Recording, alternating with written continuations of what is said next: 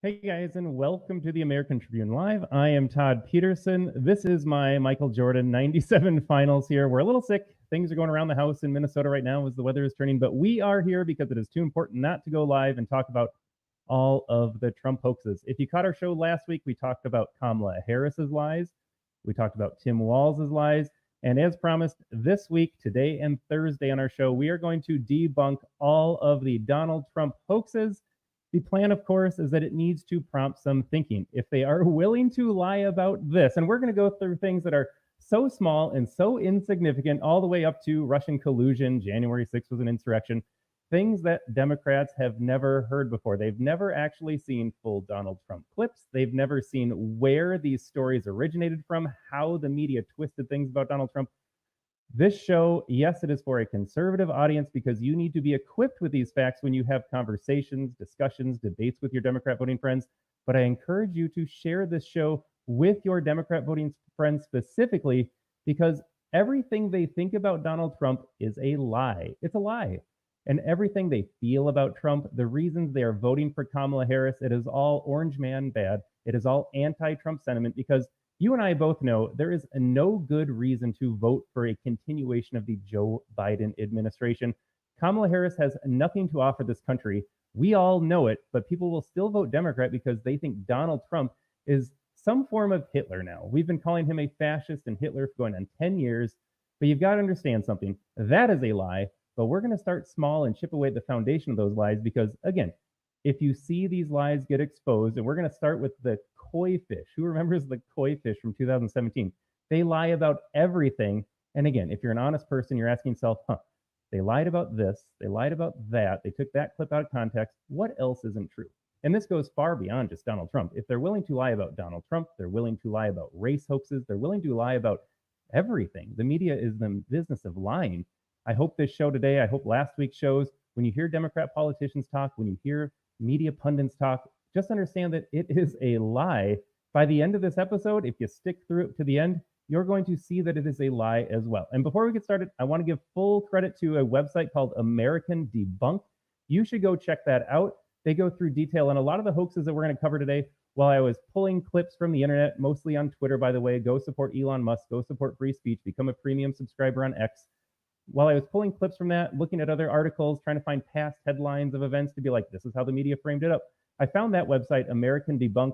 They do a fantastic job going through Trump hoaxes as well. So this is going to be video, this is going to be audio if you're listening on Spotify. But if you like to read it for yourself, go to that website. They've got clips from CNN, they've got clips from C-SPAN, talks about the exact way that the hoax began, how the media spun it up, and how we got to where we are today. So go check that out as well. But without further ado, I think we should probably get into this a little bit here. And again, I see some people tuning in. Thanks for joining us on the show. Let us know in the comments below. Do you have friends that are like, Trump called them fine people? Officers died on January 6th. Trump fed the koi fish all of the food in the box and overfed them and killed them. We have so many hoaxes to go through today. It is simply unbelievable. Let us just get started here. There's no other preamble necessary. This is what the show is about here, debunking Trump hoaxes. And so here we go with hoax number one. And again, I said I was starting small. This is a ridiculous hoax. It's one of those things like Tim Walz's recipes. Like, why would you lie about white guy tacos? Like, you clearly won recipe contest. Why would you lie about Donald Trump getting impatient and dumping the whole box of food into the pond? So a little setup for this story. Donald Trump in 2017, he's making his first international trip. He goes to Japan, meets with Shinzo Abe. And here they are, ceremony of feeding koi fish. And the media spun it up this way. They said that Donald Trump started with a little spoonful, got impatient, dumped a whole box of food into the pond. Pulled up some headlines of this story. Big stupid baby dumps loads of fish food on Japanese koi pond. So there you go. If you read mainstream news outlets, if you watch mainstream news, this was the story. Look how stupid he is. And this guy can't even go overseas and not be a stupid American, doesn't respect other countries' traditions, goes over there and kills other fish apparently. Unfortunately, that is not what happened. And this is so easy to debunk as all of these stories are. Stay with us today because they're so easy. I'm just going to do boom, boom, boom today. That's kind of the format. So let us go to debunking lie number one. Trump overfed the fish. Here is the full video in context, and you tell me if big stupid baby got impatient.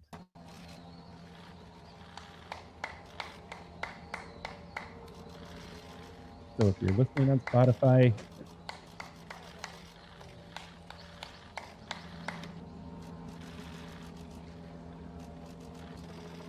fish. And okay, looks like Shinzo Abe didn't want to use the spoon anymore, and he throws all of the contents of his box. And there goes Donald Trump. Pause it right there. Who remembers this clip? I'm going to be able to find it. Oh, there's the big stupid baby. He's dumping his food out. That's the picture you saw. That's what the media lied to you about. Let's go back one more time. Donald Trump is simply following the footsteps of Shinzo Abe, who dumped his box first, and then Donald Trump dumps it second. I don't know if we have to say anything else about that. They lied to you. They lied about Donald Trump and the koi fish. And again, I'm going to ask this after every debunk that we go through. If they're willing to lie to you about this, this is so easy to disprove. What else are they willing to lie to you about? All right. I have covered this. I think this is episode 3 now that we're talking about Charlottesville, but it is so important to talk about Charlottesville because, yeah, Trump's a big stupid baby. He overfed the koi fish. Like, people think that about him and then they move on, but the fine people hoax has stuck. They are Americans. I have friends and family that still think Donald Trump called neo-Nazis and white supremacists fine people. This is a Trump debunk the hoax episode, so we've got to cover this as well. So here's a clip of Kamala referencing that just last month. Remember Charlottesville, where there was a mob of people carrying tiki torches, spewing anti-Semitic hate. And what did the president then at the time say? There were fine people on each side. Fine people on both sides. Donald Trump supports neo-Nazis and white supremacists. Let's listen to Jake Tapper at the time. This is what Jake Tapper said about it in 2017, right after those events.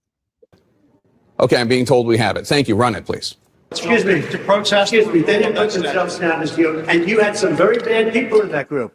But you also had people that were very fine people on both sides. That was President Trump saying that very fine people were marching alongside neo-Nazis and skinheads and white supremacists. Again, that is the clip that you saw. If you were voting Democrat, that's what you saw. Fine people on both sides. Cut the tape, go back to Tapper, who's looking very worried about it. I mean, fake Tapper here. Look at that. He's so concerned about Donald Trump saying that. This is the man in the White House. I can't believe people vote for this. The only problem is that's not what Donald Trump said. Roll the tape, and folks, share this, but click the share button right now. Share it with your Democrat voting friends, family members, and neighbors. They have never seen this before. I hope they are sitting down. Take a watch. Some very bad people in that group. But you also had people that were very fine people on both sides. You had people in that group, excuse me, I saw the same pictures as you did. You had people in that group that were there to protest the taking down of, to them, a very, very important statue and the renaming of a park from Robert E. Lee to another name. And you had people, and I'm not talking about the neo-Nazis and the white nationalists, because they should be condemned totally. But you had many people in that group other than neo-Nazis and white nationalists. Here we go again. I've got to say it. You heard it for yourself. I'm going to tell you what you heard, though. I totally, completely disavow and condemn white supremacy and white nationalism. There is no other way around it. Donald Trump not supporting that. And then let us go back one more time. I'm going to go to the Tapper clip because there is a second moment where Donald Trump disavows them. Of that Charlottesville, Virginia march. And candidate Trump, I tried to get him 3 times to condemn David Duke. He wouldn't do it. Well, you've got David Duke. Oh, but not all of those people were neo-Nazis, believe me. Not all of those people were white supremacists. Not everyone there was a neo-Nazi and white supremacist. Who knew? Who knew that little common sense? Even if you had never heard Donald Trump's comments, you would imagine, I would think, that they are not all skinheads. And so there's Donald Trump on multiple occasions calling them out. I'm not talking about them. I'm talking about everyone else that simply likes to have their history preserved a little bit. They don't want to see their country burned to the ground. Now, we would be remiss, of course. This is Kamala Harris's running mate in 2020. Joe Biden. It can't be forgotten that Joe Biden launched his presidential campaign on the Charlottesville hoax, on the very fine people hoax. Kamala Harris referenced it again in the debate. Joe Biden himself, I don't have a clip. You can go back to our other episodes where I play a lot more fine people clips. But Joe Biden launched his campaign in 2020 on this lie. Take a watch. is home to the author of one of the great documents in human history. We know it by heart. We hold these truths to be self-evident, that all men are created equal, endowed by their Creator with certain inalienable rights. We've heard it so often, it's almost a cliche, but it's who we are. We haven't always lived up to these ideals. Jefferson himself didn't, but we have never before walked away from them. Charlottesville is also home to a defining moment for this nation in the last few years. It was there on August of 2017 we saw Klansmen and white supremacists and neo-Nazis come out in the open. Their crazed faces, illuminated by torches, veins bulging and bearing the fangs of racism, chanting the same anti-Semitic bile heard across Europe in the 30s. I think it's important to point out here, again, this Donald Trump is Hitler. You have Harris and Biden and all the media talking heads coming up saying, oh, yep, Trump is Hitler, Trump's a fascist. I declare that unequivocally. Don't forget, this was in 2019, and Donald Trump is getting compared to Hitler, the rise of the Reich, way back there. Like, none of this is new. None of this is new. This has been going on for far too long, and that's why it simply doesn't work anymore. Like the Madison Square Garden rally that we're going to talk about in just a little bit, that's already going away because people just don't care anymore. They've tuned it out. But here we go. He's going to call the Fine People hoax out as well. And they were met by a courageous group of Americans. And a violent clash ensued. And a brave young woman lost her life. And that's when we heard the words of the President of the United States that stunned the world and shocked the conscience of this nation. He said there were, quote, some very fine people on both sides. Very fine people on both sides? All right, we're not going to play the rest of the ad here. I think this is like a 3 or 4 minute launch for Biden's 2020 campaign. Donald Trump said there were fine people on both sides, and then he qualified that statement multiple times in that specific interview we were listening to. Several days after that, he gave like 3 or 4 press conferences where every single time he said, I'm not talking about neo-Nazis and white supremacists. I condemn them completely. Joe Biden knows that. The media knows that. And now you know that. Donald Trump never called neo-Nazis and white supremacists fine people. So we have debunked hoax number 2. And moving on here, again, we're going to start with the ones that are very easy to disprove. And like I said, after every clip, you need to ask yourself, they lied about that. What else are they lying about? But we are moving on to the infamous bloodbath hoax. Hoax number 3, the bloodbath hoax. The show on all of the delays on the legal cases, and there are a lot, and we will spend time on. Speaking of legal cases, hoax. I think that'll have to be its own episode, though. And we have a great Megyn Kelly clip, actually. Maybe we'll have to show that a little bit later. But here is the bloodbath. Here's Jen Psaki framing it up for us. That with 2 of your absolute favorite legal experts in just a little bit. But then, late yesterday afternoon, Donald Trump spoke at a rally in Ohio, and we decided we have to start here. We're going to put a 100% tariff on every single car that comes across the line, and you're not going to be able to sell those cars if I get elected. Now, if I don't get elected, it's going to be a bloodbath for the whole. That's going to be the least of it. It's going to be a bloodbath for the country. That'll be the least of it. But they're not going to sell those cars. It's going to be a bloodbath for the country. That will be the least of it. Now, the Trump team quickly said last night, nothing to see here. He was just talking about the auto industry. Consider the full context, everyone. Otherwise, it's irresponsible. Actually, I'm going to ask you to consider the full context. We have the clip in full of Donald Trump talking about the auto manufacturing sector there. But let's listen to how Psaki tries to discredit that. Like, don't listen to what the Trump team says. Listen to what I say. Well, if they want us to consider the full context, let's do just that. Because the full context is that Trump kicked off this same exact rally by saluting the people who were convicted for the deadly assault on the U.S. Capitol on January 6th, all to the tune of the national anthem sung by a choir of imprisoned insurrectionists. The full context is that some of the first words out of Trump's mouth last night, same rally, were thanking those rioters and calling them patriots. The full context is that he also said in this same rally, quote, if this election isn't won, I'm not sure that you'll ever have another election in this country. The full context is that he went on to say some undocumented immigrants are, quote, not people. And of course, the full context Ask yourself right now, you're like, gosh, that sounds bad. He was celebrating insurrectionists. They sang the national anthem. He's saying something about illegal immigrants again. He must be a racist and a xenophobe, even though Kamala Harris wants to build a wall again. Um, they're going to tell you that's the full context. I am still waiting to see a clip that Jen Psaki shows us of Trump's rally speech. She's going to narrate it for you. Here's how you need to think about the Trump rally. I'm going to give you the context. You know what would be a lot easier, Jen Psaki? Just show Donald Trump speaking and let us make up our minds. But they can't do that. They have to frame the narrative. That's what you need to understand. They frame the narrative for you. Trump killed the fish. Trump called them fine people. Trump said there's going to be violence in the streets at my command. There's going to be a bloodbath. There's going to be violence. That's what they want you to think if I lose the election. I can only stomach a little more stocky. So we'll finish up here and then we'll play the full clip for you so you can understand that the bloodbath hoax is a real thing too. Is that this is much bigger than one single speech. This embrace of political violence, this dehumanizing language. This is what Donald Trump has been preaching for years. In January, he warned that there will be, quote, bedlam in this country if his criminal prosecution derailed his campaign. Late last year, he echoed the dehumanizing language of Adolf Hitler, comparing his political opponents to vermin and saying immigrants are, quote, poisoning the blood of our country. I have videos to debunk everything Psaki just talked about. I actually hadn't watched this clip that far before. We are going to go through January 6th. We're going to go through the insurrection claim. We're going to go through the vermin comments. There are so many hoaxes packed into this one opening monologue. I didn't actually realize that. This is incredible. This is absolutely incredible.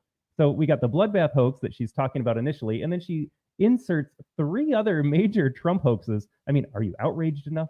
Are you feeling emotional yet? Are you feeling triggered by Donald Trump? Like, mission accomplished if you are. The media is lying to you so much in this clip. Let us go to, though, the full, actually, let's go to Joe Biden first, because again, it's not just Jen Psaki promoting the bloodbath hoax. When he loses again, we have to take this seriously.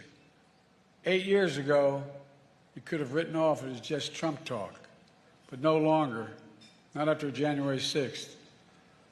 I'm sincere. Let's try that again. I've never even heard of another president say something like that. And he promised a bloodbath when he loses again. Promised a bloodbath. Okay, they want you to think that there is violence. That is the root of the hoax. He said the word bloodbath. Apparently, you're not allowed to say that if you're Trump, but again, there's tons of headlines in the media. There's, bloodbath this, bloodbath that. But when Trump says it, that's bad. They want you to think that he will rile up his supporters just like January 6th. I can't wait to debunk J6 in the insurrection. But let's take a listen to Donald Trump in his own words. Jen Psaki told us about the context. I'm just going to show you the context here. Here we go. 84% of the automobile manufacturing business in our country, think of it, went to Mexico.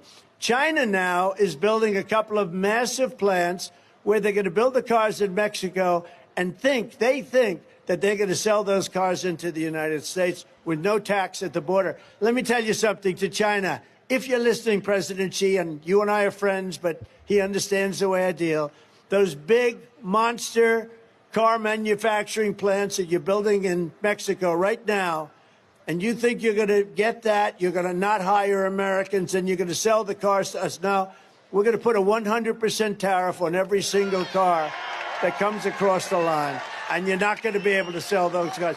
If I get elected, now, if I don't get elected, it's going to be a bloodbath for the whole, that's going to be the least of it. It's going to be a bloodbath for the country. That'll be the least of it. But they're not going to sell those cars. They're building massive factories. A friend of mine. All right, we'll pause it there. Clearly in context, the entire clip is referencing auto manufacturing, car makers in America. Remember how we had to bail them all out in 2008? Good thing you gave them hundreds of billions of dollars. But now suddenly Trump's concerned about it. And nope, nothing to see here. He's just warning about political violence in the street if I lose. Now, I don't think the media is incorrect. There could very well be political violence in the streets post-election leading up to Trump's inauguration after he wins in a landslide because people are seeing through the lies because you're sharing this content with people that would otherwise vote Democrat, and they start to realize everything I know about Donald Trump is it's wrong. It's not just wrong. It's not just misinformation. It is straight up lying about what Donald Trump said.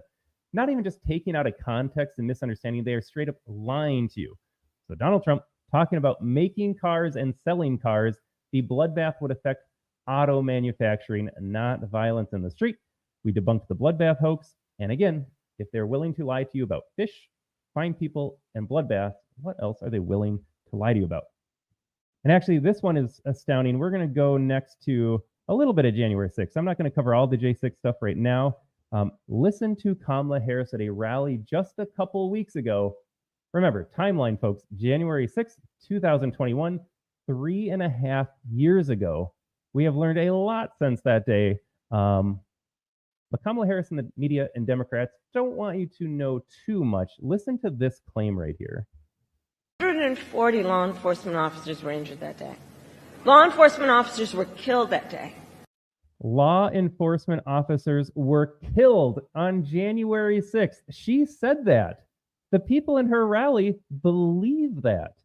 Democrat voters will still go to the polling station in their neighborhood to cast a ballot for Kamala Harris, thinking that Donald Trump incited an insurrection that got police officers killed.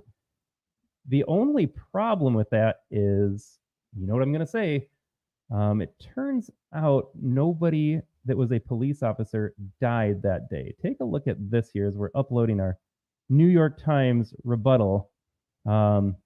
This was a headline. This is where the lie started. So we'll go back in time a little bit for that. He dreamed of being a police officer, then was killed by a pro-Trump mob. I'm going to read now the subheadline. The death of Brian Sicknick, a military veteran and experienced Capitol police officer, amplified the tragedy of Wednesday's riots and undermined President Trump's pro-law enforcement claims. On Wednesday, pro-Trump rioters attacked the Citadel of Democracy, overpowered Mr. Sicknick, 42, and struck him in the head with a fire extinguisher, according to 2 law enforcement officials. The New York Times, without any information, they made up this claim completely. They said that Officer Brian Sicknick was hit in the head with a fire extinguisher and died at the hands of Trump supporters. The only problem with that claim is that it is not true. Brian Sicknick died a few days later of a stroke. It was unrelated to the events on January 6th. This is a straight up lie, and you can see where it began, though. And I don't think I have, if you go back and watch the other episode, I'm looking for the file. I don't think I have it. The New York Times quietly did one of those little editorial updates saying, we got some facts wrong. Turns out Brian Sicknick wasn't hit in the head with a fire extinguisher. But do you remember everything that involved that? He was laid in honor in the Capitol Rotunda. Biden gave a speech. Pelosi gave a speech. Chuck Schumer gave speeches. It's the only time they've ever loved a police officer, by the way. Like, this was just months after the George Floyd riots when Kamala Harris was like, all cops are evil, defund the police, they're targeting black men. They hate police officers. They hate law and order. And then suddenly Brian Sicknick happens to die. And so then they lie about the cause and reason of his death to make you think that Donald Trump supporters killed him in their insurrection. Brian Sicknick was not killed by a fire extinguisher. That is simply not true. But let's listen to Kamala Harris say it one more time. Like, this is the level of lies they're talking about. And again, it's so easy to disprove. All you have to do is look up and be like, how did Brian Sicknick die? Oh, he had a stroke. But you can see how the New York Times promoted this lie.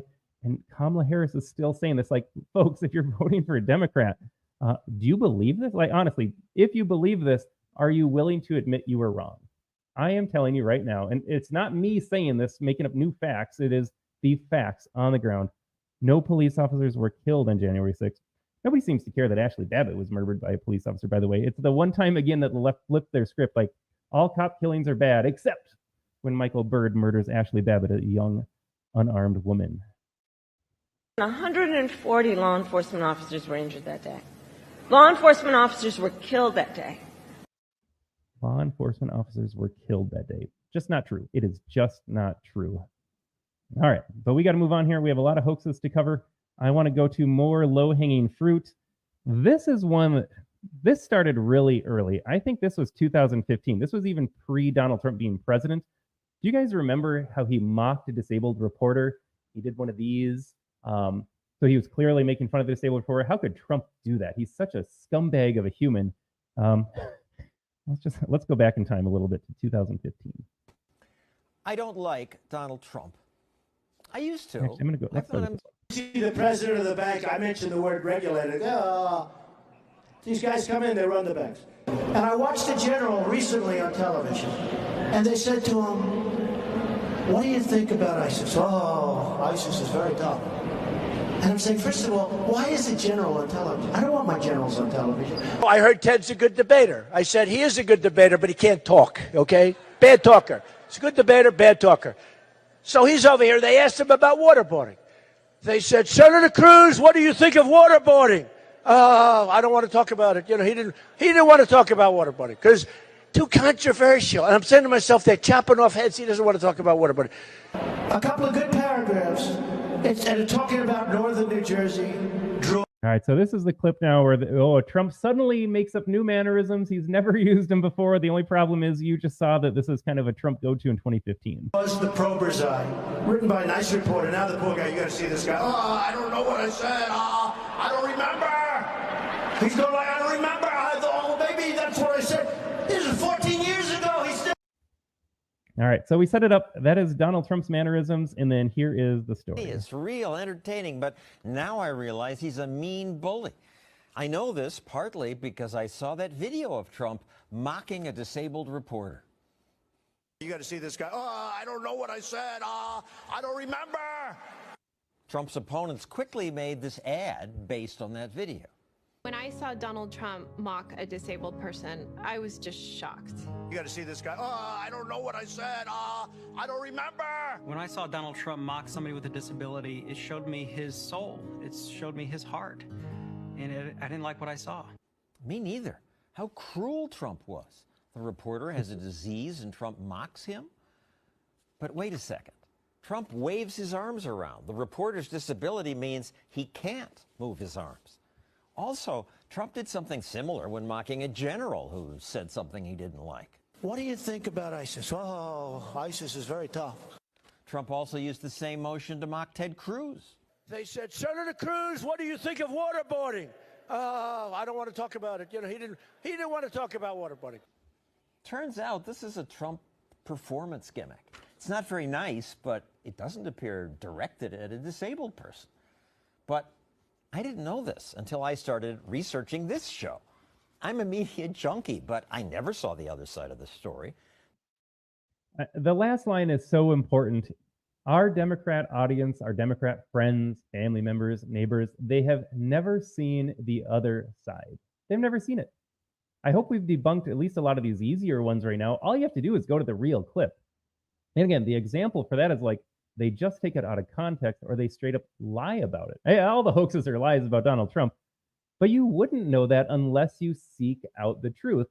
And I would back that up even more and say you have to stop trusting the media. You have to stop trusting not only Democrat politicians, but all establishment politicians. And look, I think it's important to say, I didn't set this up at the beginning of the show. This is not to suggest that Donald Trump never lies. Donald Trump exaggerates all the time. But you need to understand that your perception of Donald Trump is created on lies. It is lie upon lie upon lie. You would feel differently about Donald Trump because he has great policies for this country, if not for the media lies about him mocking disabled people, killing fish, calling neo-Nazis fine people, suggesting there would be violence in the streets, there'd be a bloodbath if he loses the election because he's already committed an insurrection, which we will finish up with the insurrection claim. But there we go. We debunked another one. And again, if they're willing to lie about this, what else are they willing to lie to you about?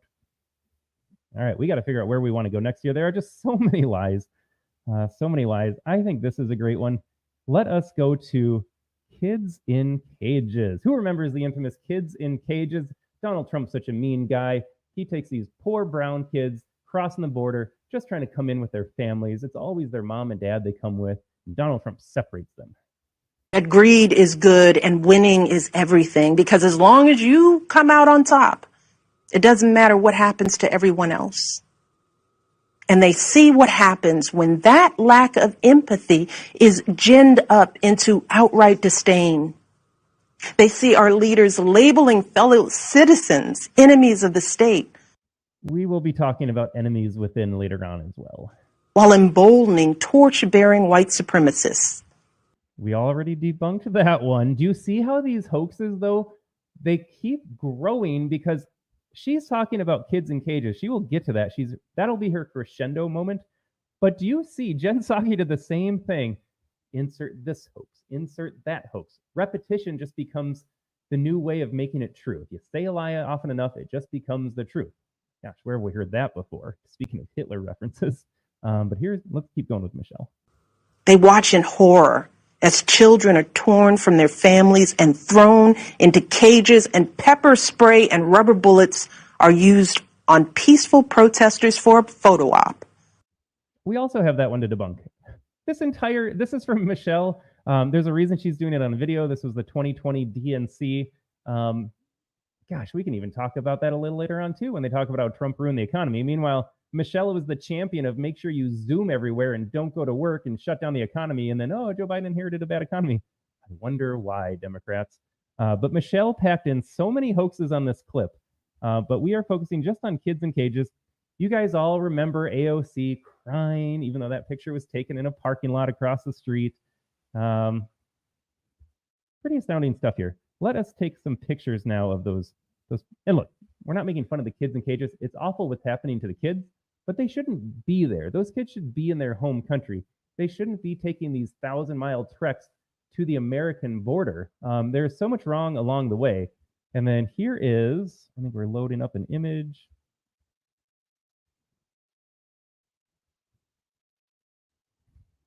Don't you love internet that goes in and out sometimes? Still waiting for an image to process.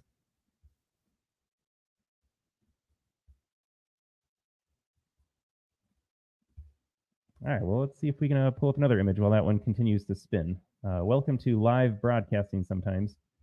See if we can pull up this one. All right, so there is a picture of those kids in cages, and no one is saying that that looks comfortable, but you have millions of people crossing the border. So there you've got kids. They have been separated from their adults that they came with. We'll say we can't say that they are for sure their parents or relatives or family, friends, and trusted. Here's another image of two kids sleeping on a cot. And again, they are in a cage. No one is disputing that these kids have been separated, placed in detention facilities. You're trying to figure out who they are, who they came with. How can you release them safely into this country? The only problem is, take a look at the small print. It says in this photo from 2014, and I think we can go back to this photo now because take a look. It says in this June 2014 photo, here is the problem with the kids in cages narrative that they never told you about. These are photos taken under the Barack Obama administration. Barack Obama initially built, and good for him, detention facilities that would be used to house migrant children, to use their words, before releasing them with adults whose identity we have no idea about into the country. These kids had to be processed here. I think now would be a good time to share this screen. And again, just how they frame it up here.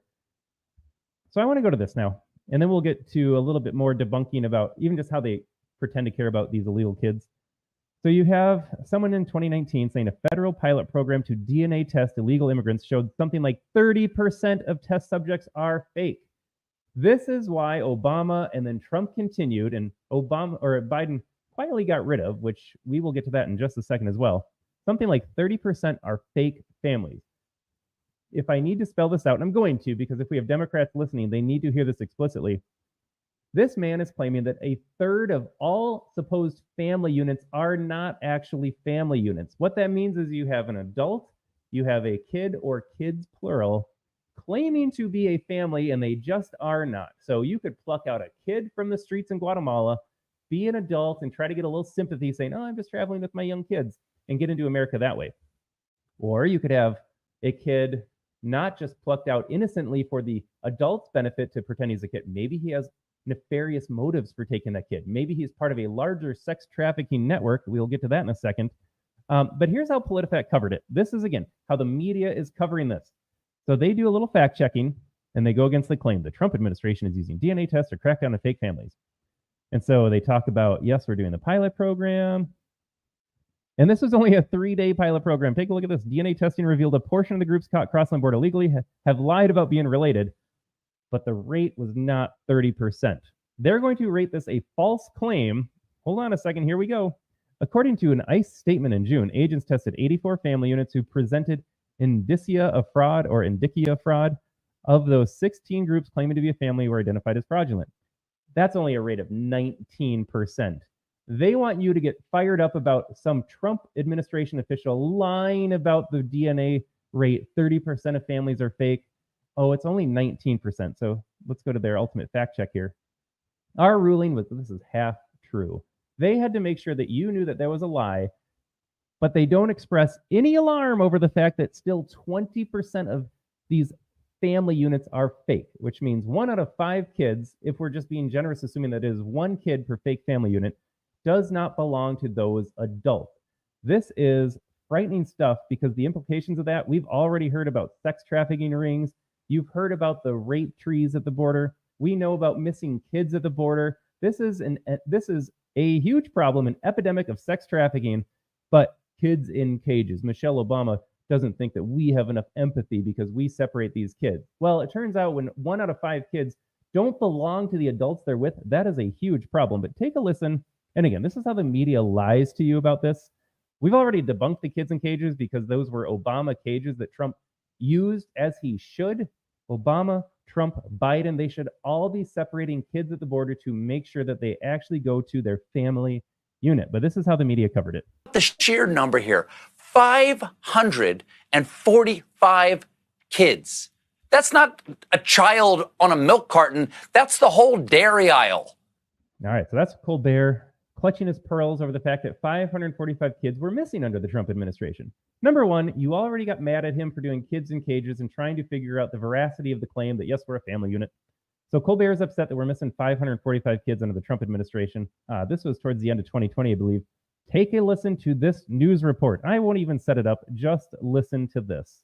And yet there are still people who haven't made up their minds. There are still people who are going to vote for him. Maybe we feel too guilty to understand the magnitude of that crime and our responsibility. And tonight, lawmakers urging the Biden administration to provide explanations for the disappearance of 85,000 migrant children. So it now approaches 85,000 children missing. Have you seen a Colbert monologue or rant going against Biden-Harris for missing 85,000 kids? Do you think it's because we no longer put them in cages? They wanted you to think Donald Trump was the bad guy for making sure kids got to where they needed to be. That is the most humane, that is the only way to go about this. But you are supposed to think that Donald Trump is the bad guy. 100,000 children, according to public reports, 100,000 children lost by your department and the Biden administration, migrant children sold into labor trafficking and sex trafficking. We've never had such a bad problem with child labor trafficking and child sex trafficking, and it is enabled by the Biden administration's policies. I feel like this is a lot of hoaxes wrapped into one, that Trump is inhumane for separating kids and adults. It turns out that is the only solution to a massive problem at the southern border. If adults are going to bring kids across the border, you better be damn sure those kids are related, that they are family, so they don't end up in labor trafficking at best and sex trafficking at worst. But where has the outrage been over the last 4 years? AOC will go do a photo op at the border and cry and say, oh, Trump's got kids in cages. Michelle Obama will say there's no empathy on the side. They politicize everything. He put kids in cages. They are silent when it comes to the disappearance of hundreds of thousands of migrant children. Use your imagination where they are right now. But there we go. We have debunked the kids in cages because that was easy. You look at a timestamp of the photo and you're like, oh, well, that was Obama's cages. But then you start thinking about the implications of that, not having cages. And I don't know how you just don't cry over that, to be honest. Okay. I think we're going to take a break for a second and show up this ad here. And again, if you believed let's recap it right now. He overfed the fish. He called neo-Nazis and white supremacists fine people. He said there was going to be violence in the street, a bloodbath if he loses the election. He put kids in cages. He did all of this stuff. Let us see, though. Maybe you relate to this. If you're a Democrat viewer and you have listened to us debunk, again, low-hanging fruit. This was not hard to do. There's not even a debate over what is true or not. If you're honest with yourself, you're like, yep, they lied to me about that. It turns out, no, he didn't say bloodbath. He didn't say find people that way, that the media framed it up that way. You might be suffering from TDS, though, if you still think Donald Trump's the bad guy. Nicole Shanahan put this out. She was RFK Jr.'s running mate before They dropped out and endorsed enthusiastically, I will say, the Donald Trump campaign. Take a watch at this. This is great. Then we'll get back to more hoaxes. Are you or your loved ones suffering from illnesses such as TDS, also known as Trump derangement syndrome? Do you dismiss or deny the current issues facing our country, such as historic inflation, illegal immigration, corporate corruption, World War III escalations, and the chronic disease epidemic? Are you willing to elect someone who was the least popular vice president in modern history, and who offers no policy or vision for America simply because your brain keeps telling you anyone but Trump? If so, you might be struggling from TDS. Introducing independence. Independence allows you the freedom to finally think independently once again. Instead of believing everything you hear from the mainstream media, independence allows for constructive critical thinking. I used to hear people on the news say things like, Donald Trump and the movement he has encouraged are a threat to democracy. And I instantly believed it. With independence, I now realize the media is run by the Democrat elite, who are a corrupt oligarchy that censors free speech, silences political opponents, supports forever wars, and abandons democracy by anointing its candidates. Independence may not be for everyone. If you enjoy being lied to about your president's cognitive abilities, support Orwellian totalitarianism, or are excited about communist fiscal policy, independence may not be right for you. Common side. If you're watching on Spotify, can I just say I love that the person they showed was wearing a mask. So appropriate. Like, this video is fantastic. Effects of independence may include an awakening of rational thought, successfully identifying propaganda, freedom of choice, loss of hatred, anti-narcissistic behavior, and love of democracy. I used to blindly hate whoever my party was running against. I didn't care about facts or policy because I was hopelessly indoctrinated. With independence, I'm much more interested in policies that uphold democracy, and I truly care about the health of our country and its citizens. Ask your doctor if independence is right for you, and enjoy your freedoms once again. Fantastic. Fantastic clip all around. Look, if you believed all the Trump hoaxes, this is not me condescendingly speaking. This is not me denigrating you. You were misinformed. And you know what? The media, the politicians, they're really good at what they do. I don't blame you necessarily for feeding into that. That's all we had covered. Trump bad, Trump Hitler, this and that. It was all a lie, but they're very effective at what they've done. The media has been fine-tuning the apparatus, the machine, for going on 60, 70 years post-World War II. Like, I don't blame you necessarily for falling into the trap. However, once you're exposed to this, then it's on you. Then you need to acknowledge, I was lied to, I was wrong, and then you need to rethink your position on everything. If you will watch the show and you were like, I'm going to vote Democrat because Trump bad, and like the ad played there, like, there's no good reason to support Kamala Harris. Not only does she not have a vision, which I don't think is true, I think she does have a vision. It is just an anti-American vision. If you're going to vote for her policies, you're just like, I like communism. I like more government. I want government to take care of me from cradle to grave. At least you're being honest about that. But most people, by and large, are not voting for Kamala Harris. They're voting against Donald Trump. And that is the audience I have in mind. I'm never going to win over 5-10% of the country that just want more government control and less freedom for themselves. Can't do anything about that. But for the large majority of Democrat voters out there, it is an anti-Trump vote. It is voting against Trump, not voting for Kamala Harris.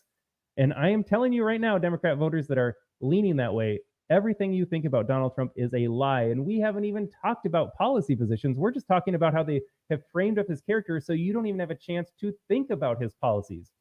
Take away Donald Trump's name, I would guess most Americans want a secure border. They don't want to trans their kids, and they certainly don't want the state, like in Minnesota where I live. Tim Walz can remove your kid from your home if you don't, quote, affirm their identity. Most Americans do not want that. Most Americans don't want men competing in women's sports. Most Americans don't want endless foreign wars. They don't want any of that. But as soon as you bring up Trump's name, they've been conditioned. You, my Democrat friends, have been conditioned to react emotionally and say, I'm not going to think about the policy, Trump bad. You will vote against your best interest simply because of the media's lies and the way they have lied to you for so long. So that is the point of the episode. That is my Democrat audience in mind. Not the people that want communism, not the people that want more government. They want more control over their lives via the government. I can't convince everybody, but if you're just a normal American, you watch the news or you watch late night comedy, you've been programmed. I have no other way to say it. You have been conditioned by the media apparatus to think a certain way, feel a certain way. And I'm telling you, none of that's true. All the feelings you have are simply not true. We have debunked a lot of hoaxes. Let us continue now. A reference was made in the video to getting lied to about Biden's cognitive decline. Let's start with this. This is Kamala Harris sitting down with Brett Baer as she was asked, and remember, actually, let's go to Morning Joe first. This was in April, I think, as we debunk now that Trump is losing mental acuity. Trump is senile. Like, they will tell you with a straight face that we're concerned about Trump being president because he's senile. Like, let that sink in. Here was the media covering Joe Biden not that long ago. But comparing that guy's mental state, I've said it for years now, he's cogent. Mm-hmm. But I undersold him when I said he was cogent. He's far beyond cogent. Joe Biden. Right? In fact, I think he's better than he's ever been. Intellectually, analytically, because he's been around for 50 years. And, you know, I don't know if people know this or not, Biden used to be a hothead. Sometimes that Irishman would get in front of the reasoning. Sometimes he would say things he didn't want to say. This is, and I don't really, you know what, I don't really care. Start your tape right now, because I'm about to tell you the truth. And F you if you can't handle the truth.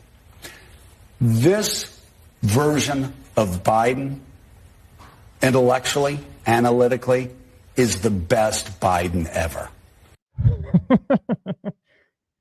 If you watched nothing else, if I had to pick one clip to convince you that the media just straight up lies to you, this would be it.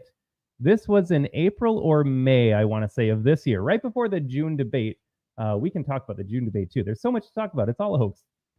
Morning Joe Scarborough says that this is the best version of Joe Biden we've ever seen, referencing his intellectual capacity, his mental state, not senile and demented at all. This is the best Joe Biden ever. The media lied to you about Joe Biden's cognitive decline. I tell the story all the time on my other podcast on Fridays with Jason Robertson on our Freedom from the Press podcast. We would run C-SPAN videos on our Facebook pages. C-SPAN is public access. There's no copyright.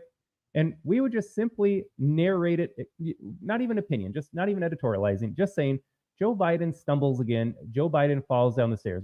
All we're saying is this is what happens in the video. Take a look at this. Facebook would censor that. They would demonetize the videos. They would remove them. They would fact check them because you weren't allowed to point out Joe Biden's mental decline that has been in full view ever since he declared his candidacy in 2019. Like, something was clearly wrong with Joe Biden. This is a fact. Morning Joe is telling you, I hope you're sitting down, roll the tape right now. This is the best version I've ever seen. Like, that is a lie 180 degrees from the actual truth. You don't have to agree with what I say, but you can't dispute that that is what is happening here. Maybe you don't like other opinions I have. I am not opining right now. This is a fact. Joe Biden was senile. Morning Joe was saying he was not senile. And then it gets really interesting when you compare it to this clip. Take a watch. Call Donald Trump. He's misguided. You say now he's unstable. He is unstable, Brett. He's not well. You say he's mentally not stable. He's not stable. Let me ask you this. You told many interviewers that Joe Biden was on his game, that ran around circles on his staff. When did you first notice that President Biden's mental faculties appeared diminished? Such an important question. And if you've been watching our show, you know, or you saw clips already, you know that she doesn't respond. But again, what is obvious and what we're allowed to talk about ever since that June debate between Trump and Biden is that, Joe Biden is not well. And again, contrast that to Morning Joe, who said this is the best version ever.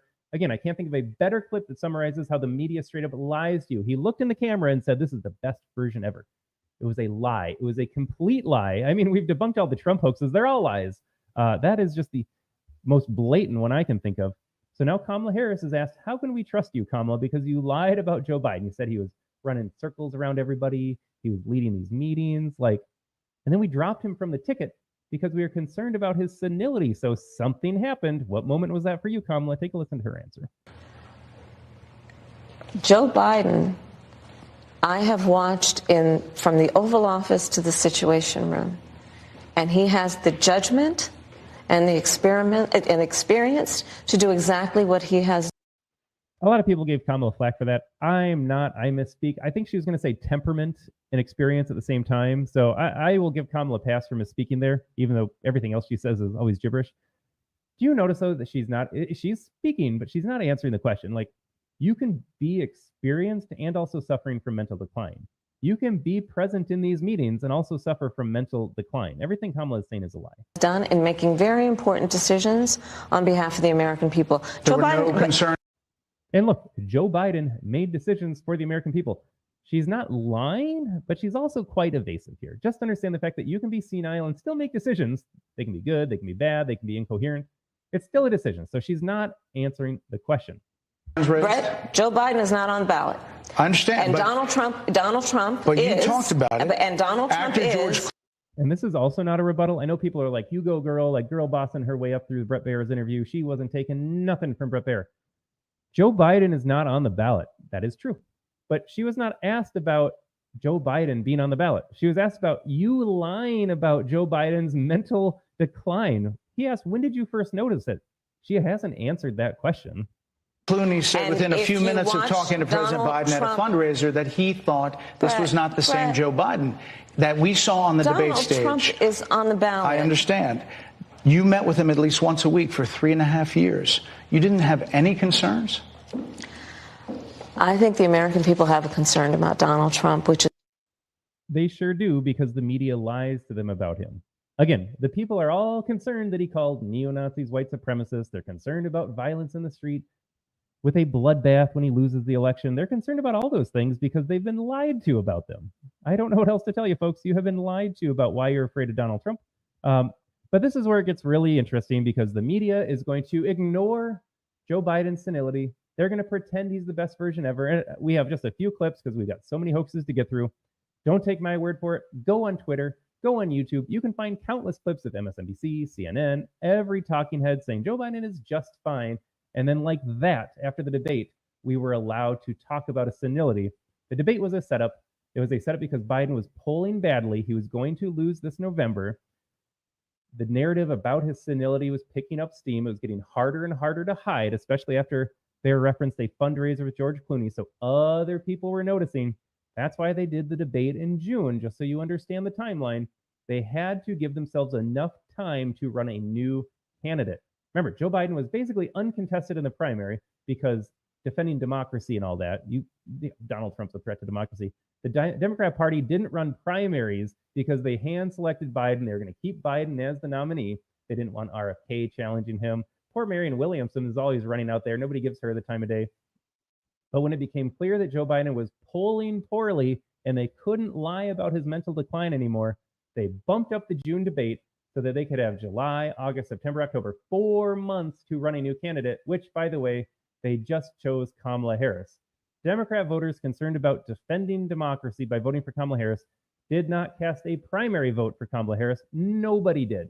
The DNC hand-selected a successor to Joe Biden in a coup. That is the definition of a coup.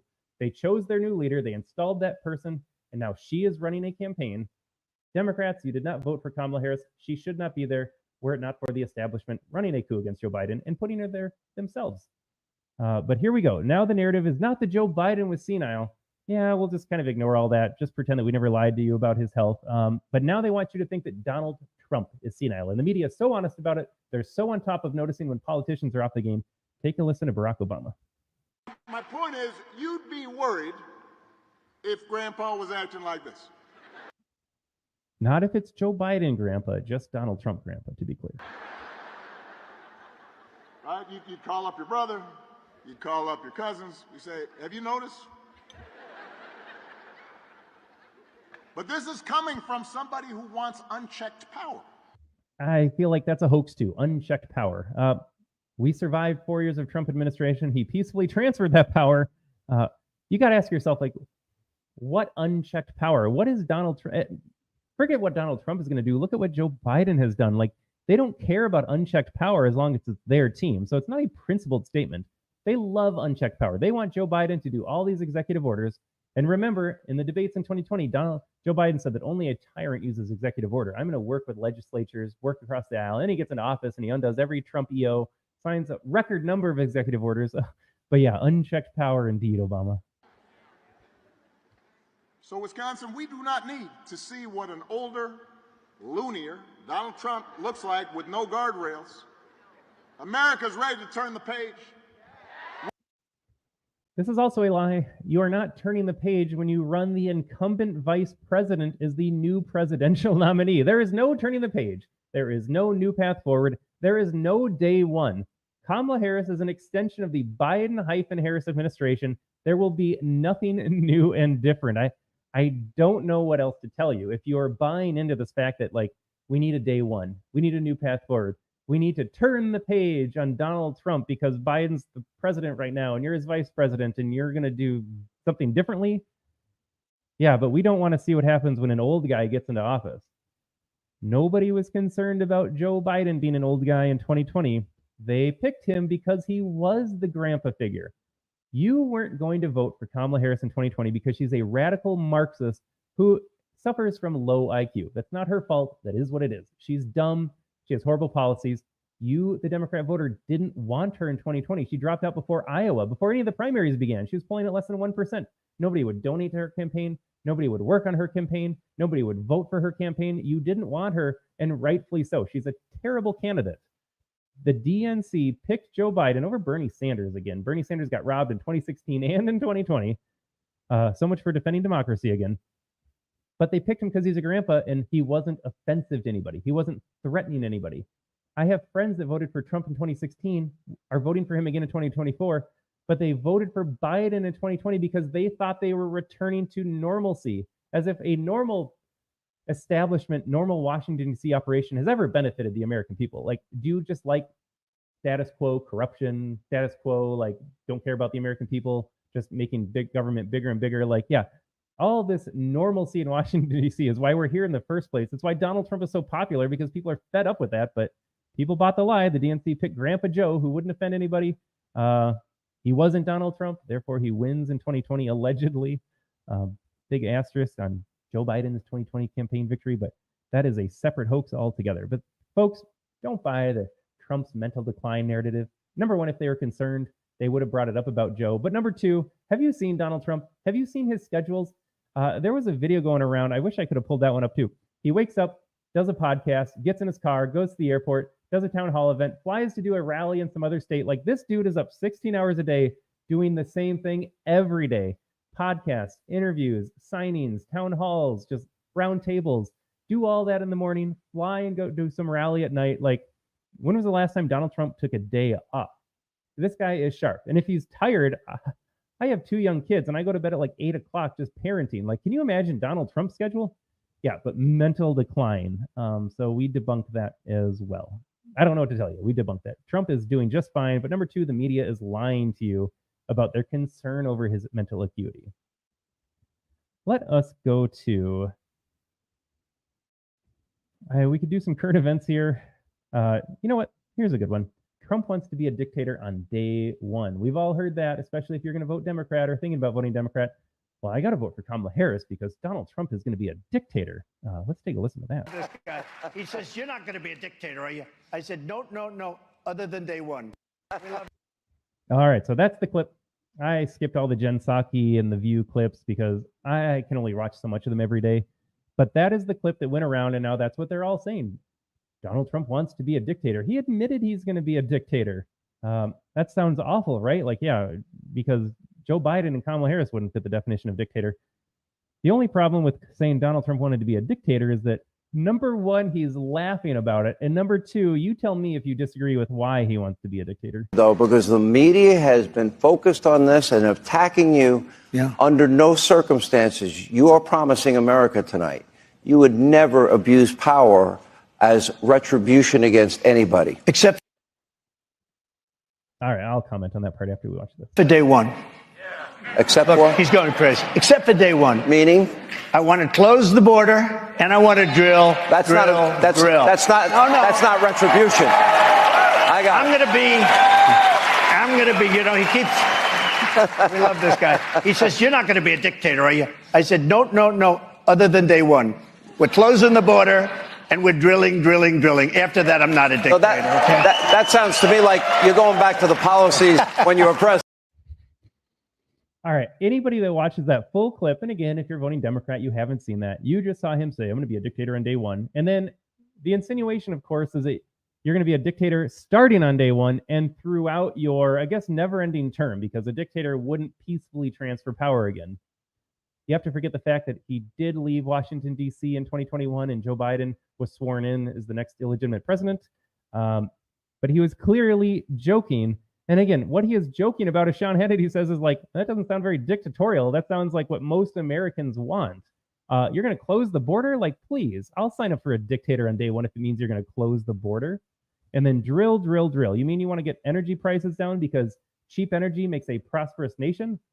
This sounds fantastic, but you've got to understand, folks, he was speaking facetiously.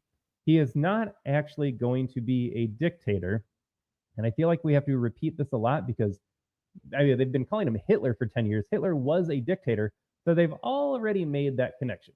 I don't like Donald Trump because he's a fascist, because he's Hitler. He supported Hitler's generals. He wants to be a dictator now himself. He announced it. Not only do we compare him to Hitler, but now he compared himself to Hitler. I'm going to be a dictator. Number one, he was joking. Number two, those actions are not dictatorial. And Sean Hannity said it as well. Like, that doesn't sound like a dictator. That sounds like just policies that you've been running on for 10 years. Oh, we're going to have a secure border. That sounds great. Oh, we're going to have cheap energy. That sounds fantastic too. And even if you believed that Donald Trump was going to be dictatorial in the way he did that, he said he would give up dictator power on day two. That was the assumption there. Like, yeah, just on day one, and then I'm going to be done with it. But they lied to you about the whole clip. Number one, that he would be a dictator, which is not true. Like, the things that he's going to do, like, do you sign an executive order to close the border? I've seen Joe Biden sign a lot of executive orders. He signed a record amount in his first 2 weeks as president. So if we're going to use the word dictator, let's apply it both ways. But then they lied about the fact that he would relinquish the power. Like, they lied about the entire clip.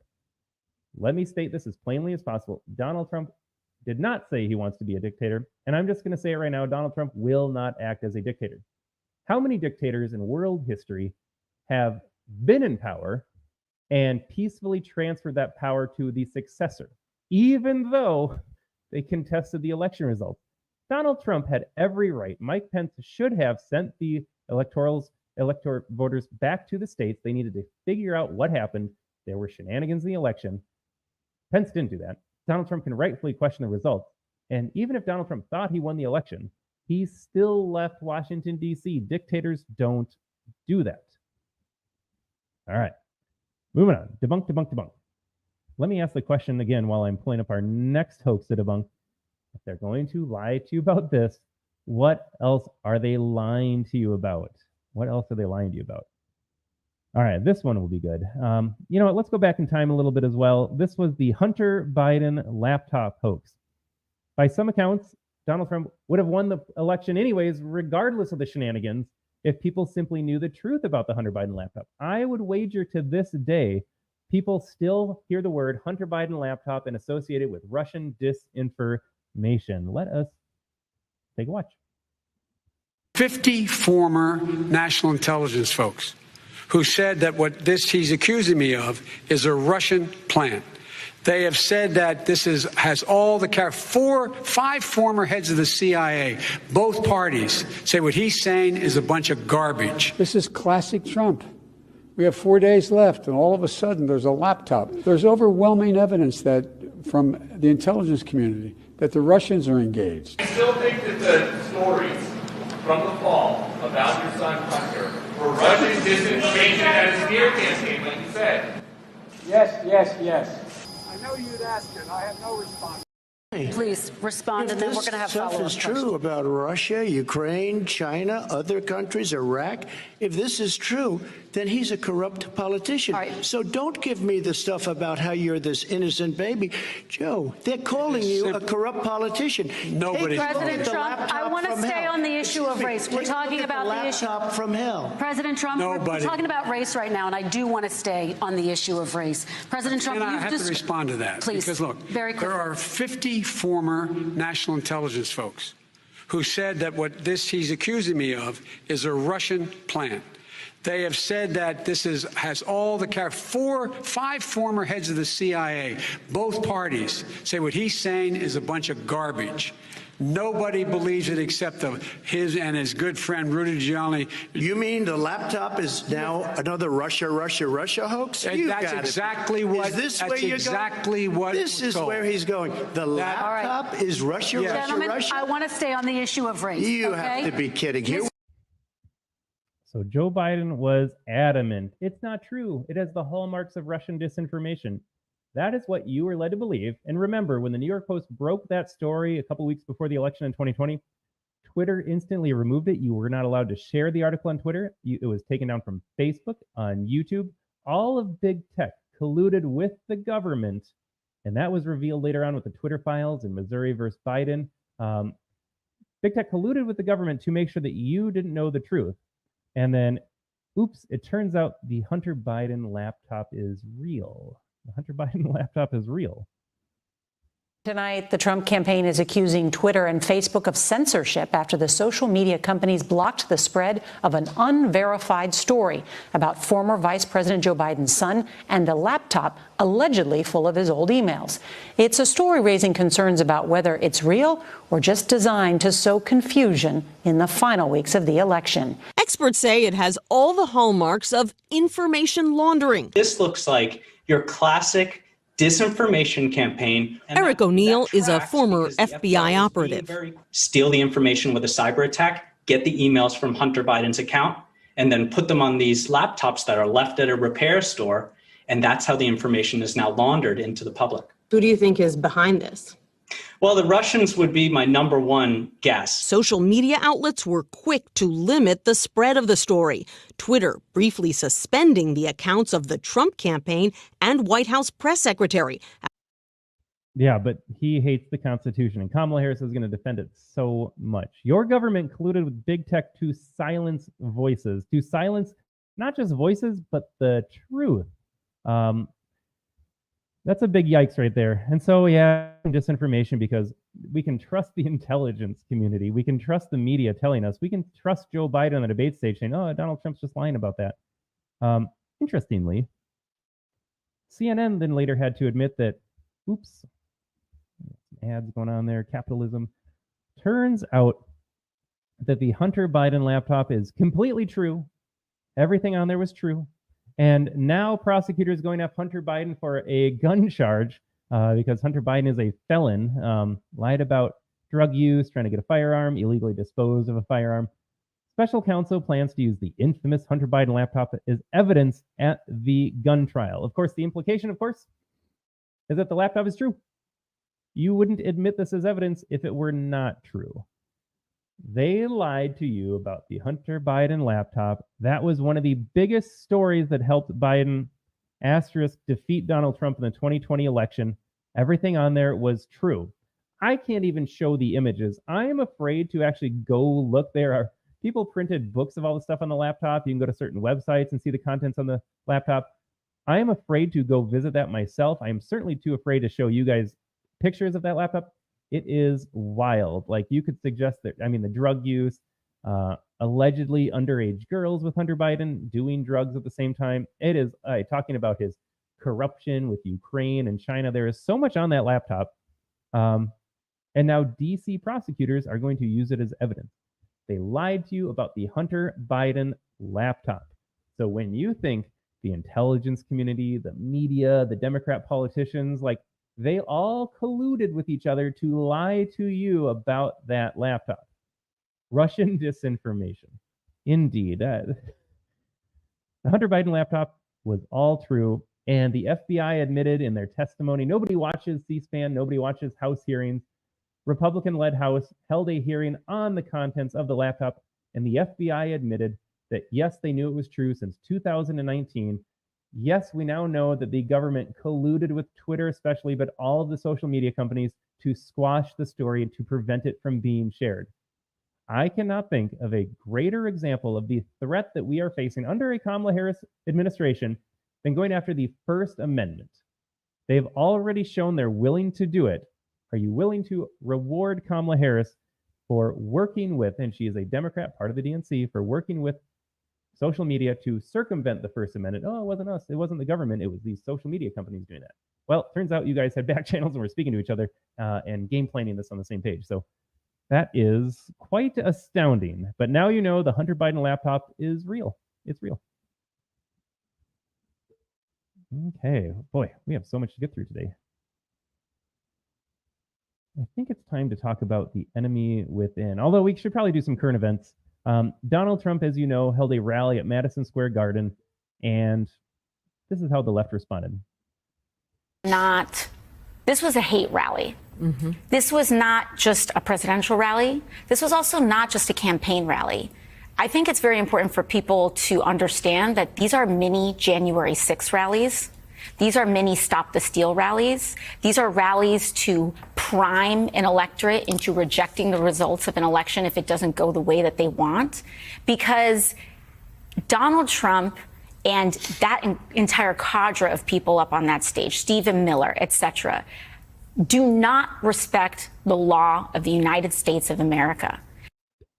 I just told you how government colluded with big tech to run roughshod over the Constitution and the First Amendment. But yes, Donald Trump doesn't appreciate the laws of this country.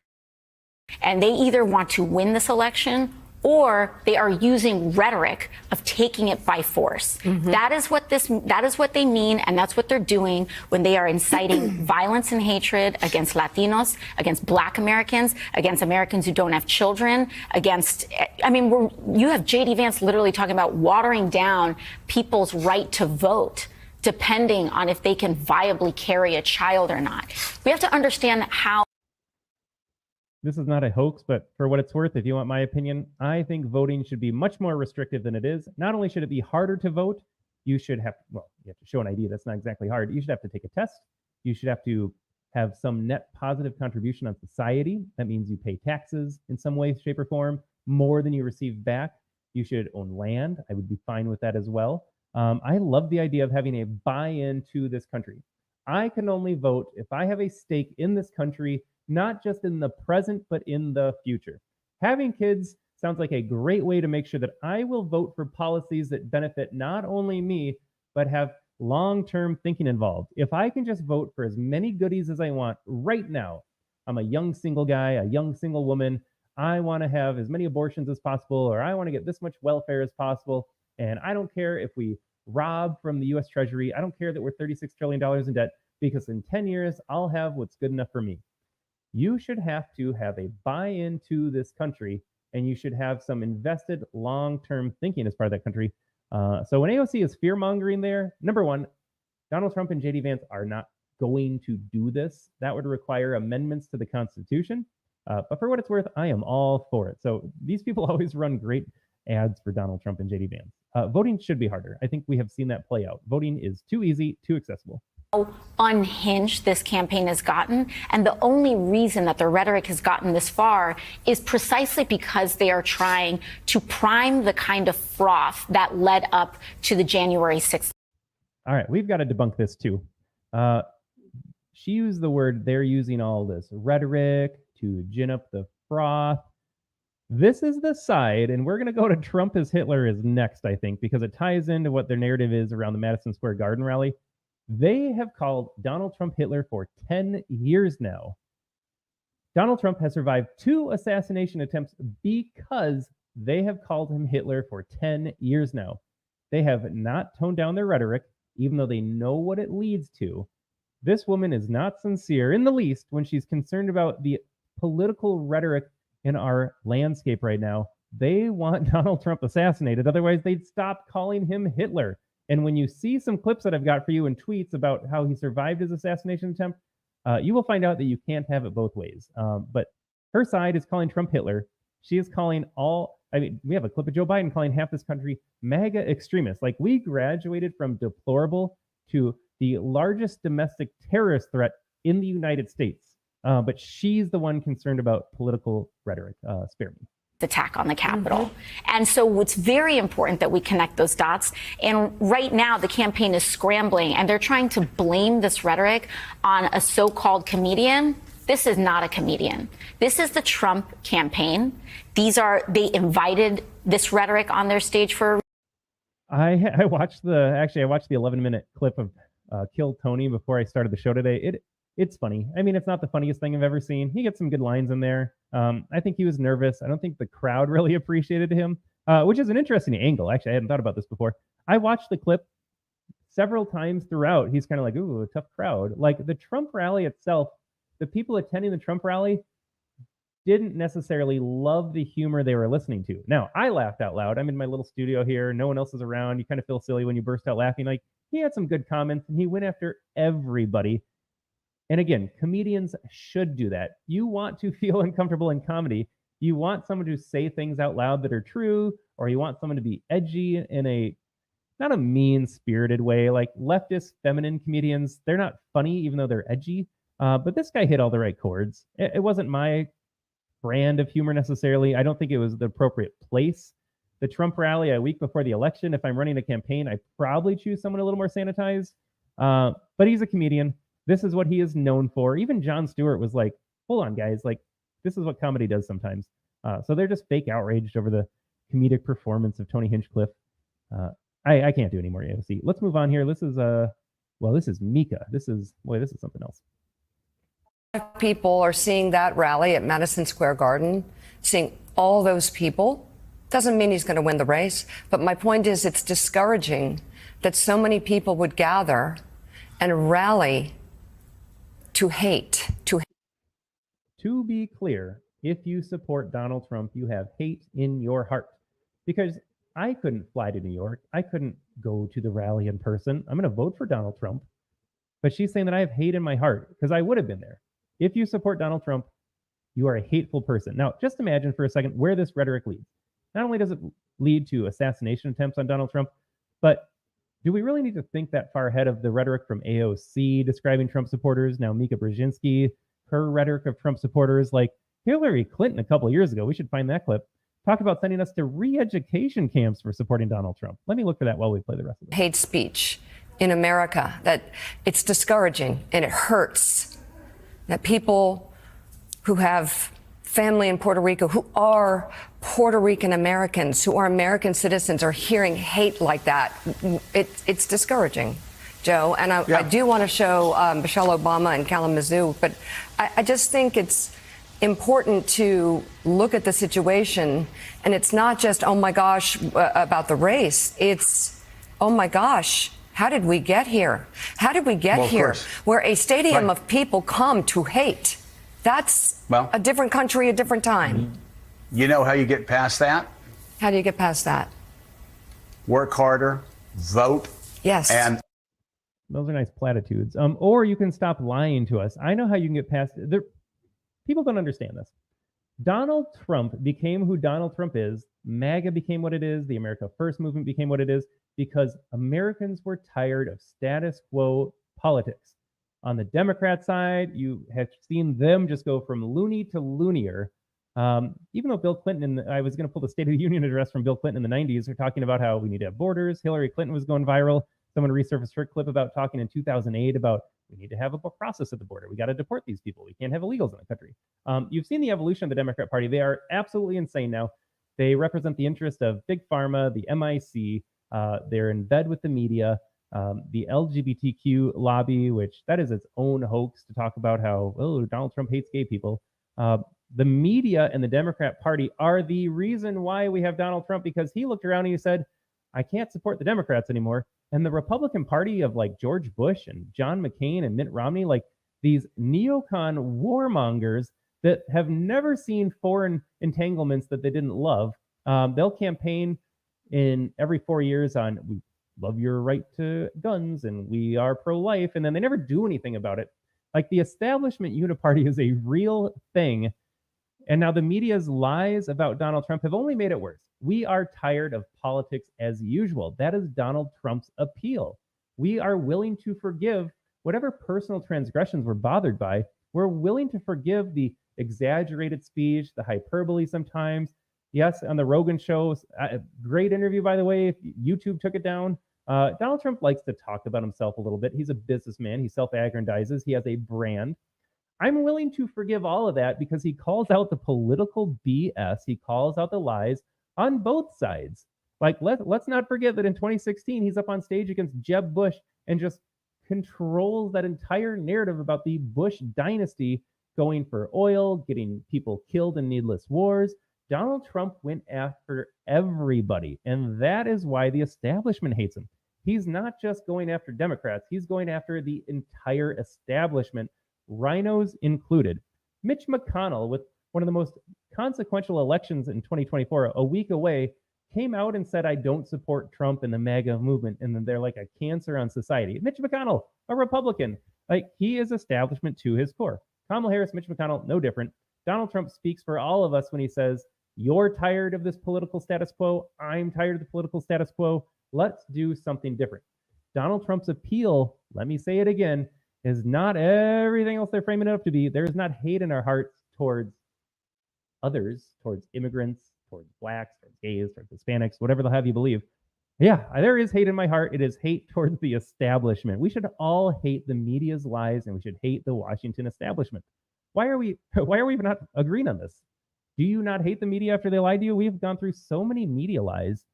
All they do is lie to you. You should hate them. Don't hate Donald Trump. Hate these people. Yeah, I guess there is hate in my heart after all. It's just not targeted towards the people that Mika is suggesting. We're not done. But that jamboree happening right now, you see it there on your screen, in that place is particularly chilling because in 1939. All right, yeah, there we go again. I'm not going to play the whole clip. You can see it. Lots of Hitler references. Oh my goodness, the Nazis held a rally almost 100 years ago at Madison Square Garden.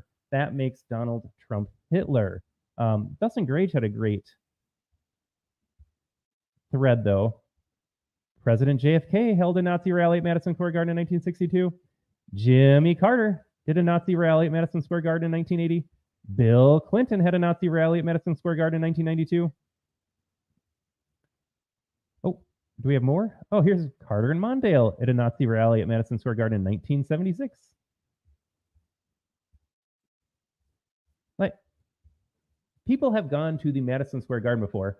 They play basketball games, they do music concerts. Politicians have used that venue because it's one of the most cherished landmarks in the country. Like Madison Square Garden, like this in New York City, this is the place to be. Of course you're going to hold a rally there. And of course other people are going to hold rallies there. Like, this is such a stupid narrative. But we'll keep going down the Nazi line here. But now here is a clip of Hillary Clinton saying strong partisans in both parties in the past. And we had very bitter battles over all kinds of things, gun control and climate change and the economy and taxes. But there wasn't this little tail of extremism wagging the dog of the Republican Party as it is today. Mm-hmm. And sadly, so many of those extremists, those MAGA extremists, take their marching orders from Donald Trump, who has no credibility left by any measure. He's only in it for says Hillary Clinton, by the way, speaking about credibility. Himself. He's now defending himself in civil actions and criminal actions. And when do they break with him? Because at some point, maybe there needs to be a formal deprogramming of the cult members, but a formal deprogramming of the cult members. So I played that clip just in reference to the previous remarks about AOC and Mika saying that we have hate in our hearts for everyone that doesn't think like us. We need to be reprogrammed deprogrammed according to Hillary Clinton. Like, this should frighten everybody. Given the power, they would absolutely do this. That is not conspiracy theory. That is not hyperbole. They would love to re-educate us. And for the record, we support Donald Trump because he's the one carrying the message. If Donald Trump won't be the nominee in 2028. He just won't be. He's not a dictator. He's not going to run for a third term. It's just not going to happen. I don't know what else to tell you. But if someone else carries that MAGA banner, the America First banner, if it's Vivek or JD Vance or Ron DeSantis or whoever it may be, it could be a political newcomer, it could be someone else that we're not getting a lot of headlines from right now, there will be just as much enthusiasm because it is not about Donald Trump. This movement is far greater than Donald Trump. He ushered in the movement in 2016, but there are so many people, half this country now has woken up to the fact that the political establishment the media class do nothing but lie about you. And when you hear clips like AOC and Hillary Clinton and Mika Brzezinski talking about how we are hateful people, we're domestic terrorists, we need to be reprogrammed, we are never going back to that. I think something really powerful that just came up, Joe Rogan, turns out he invited Kamala Harris to come down to Austin. And Kamala Harris was trying to dictate terms to him, saying, look, Joe, you're going to come to me. I'm going to sit down for 1 hour. And Rogan's like, nope, you can come to Austin and we're going to do 3 hours because that's what my show is about. We are getting to the place where Americans, and Joe Rogan specifically, are just like, I dictate the terms. I do not work for you. You, politician, work for me. Like, the media's legacy is beyond tarnished. It is never going to be saved. That's why you've seen places like the LA Times not endorse Harris. That's why Jeff Bezos, who owns the Washington Post, is saying we need to hire more conservatives because they see the writing on the wall. Americans are not going back to these lying, corrupt hacks in the media. We just don't trust them anymore. All right, but more Trump Hitler stuff. Let us go to, we got a lot of tabs open here, folks. Trump hoaxes. So that is the rally. Let's see if we have any more hoaxes about Hitler. I'm just going to go to this. So yeah, they all talk about Trump's a Nazi, Trump's Hitler. We're all Nazis for supporting him. But then you got to wonder as well, if they really thought he was Hitler and they weren't just afraid of having like the Epstein files released and you see all the names, or they weren't afraid of losing their hegemony, their monopoly of control in Washington, D.C., this gets really interesting. Take a listen to this. Clarify. So you're saying that the president and vice president believe that former President Donald Trump should be toning down his rhetoric? So I'll say this. President Biden has been clear-eyed about the threat that the former president represents to our democracy. He's been clear-eyed. Okay, that was the wrong clip as it turns out, but that's where they stand. Here we go. Yesterday's shooting at Donald Trump's rally in Pennsylvania calls on all of us to take a step back, take stock of where we are, how we go forward from here. Thankfully, former Trump is not seriously injured. I spoke. I'm grateful. He's doing well, and Jill and I keep him and his family in our prayers. Joe Biden is grateful that Adolf Hitler survived an assassination attempt. I'm glad he's doing okay. Thoughts and prayers to the family. Good job, Secret Service, for protecting my political opponent. What? Here's a tweet from Joe Biden as well. I have been briefed on the shooting at Donald Trump's rally in Pennsylvania. I'm grateful to hear that he's safe and doing well. I'm praying for him and his family and for all those who are at the rally as we await further information. Jill and I are grateful to the Secret Service for getting him to safety. There's no place for this kind of violence in America. We must unite, and then my overlay covers the rest. But here's the only thing I will say about debunking the Hitler hoax for Donald Trump. This will be our little bookend here, and then we'll move on to more hoaxes because, like I said, there are a lot, and we're trying to cram them all in here. If they really thought Donald Trump was Hitler, would they be wishing him well? Or do they view him as merely a political opponent, and the rhetoric they're using is trying to gin you up, the Democrat voter? They're trying to make you insane. They're trying to make you hyperventilate when you hear the name Trump. They're trying to give you TDS. Joe Biden, if he honestly thought Donald Trump were Hitler, we would have seen the tweets, the same messaging like we did online after that, like, too bad the bullet missed. Shooter should have hit him next time. Like, Joe Biden, if he thought it was Hitler, he'd be saying democracy was almost saved that day. Let's keep trying. But he didn't say that. He said, I'm sorry to hear about that. Notice he never says anything about Corey Competore as well. Like, a man was killed in Butler, Pennsylvania that day. One of the bullets that missed Trump hit a father with his family right there. Joe Biden doesn't make any reference to that or say, sorry about your loss. But I am glad that Adolf Hitler survived an assassination attempt. What? Like, which one is it? Is Trump Hitler, or are we glad he's okay? You can't have it both ways. You can't say he is a threat. Now, you can if you're a Democrat because you live with cognitive dissonance. But my Democrat friends out there, if Donald Trump were truly Hitler, you would have been sad that he survived the assassination attempt. The threat to democracy, the fascist, the dictator on day one, either these are hollow words or they're real. And if they're hollow words, then you're glad he's okay because we're just, this is political gamemanship. But if you actually thought that, you would not wish him well. You just wouldn't. If you could go back in time, you would be morally obligated, if you could, to take down the threat of the German Third Reich. But apparently here, we're just glad he survived an assassination attempt. Let us see here. Do a little garbage can. We could do some current events here. We got the kids in cages that we talked about, did the dictator. I think we should do some injecting bleach. How about that, folks? We haven't covered COVID yet. I think we're looking at an hour and a half as well. I think I'm going to wrap things up with the inject bleach comment. I think J6 is just too big to do in a day. I think we're going to have to come back for part 2 on Thursday. Let us finish up with bleach right here.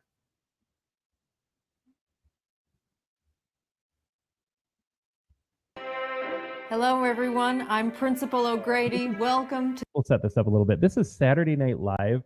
This was their cold open, I think during the run-up to the presidential election in 2020. And so this is them making light of, here's Alec Baldwin doing his Trump thing. Where is that guy here? I don't want to show you all of it. There we go.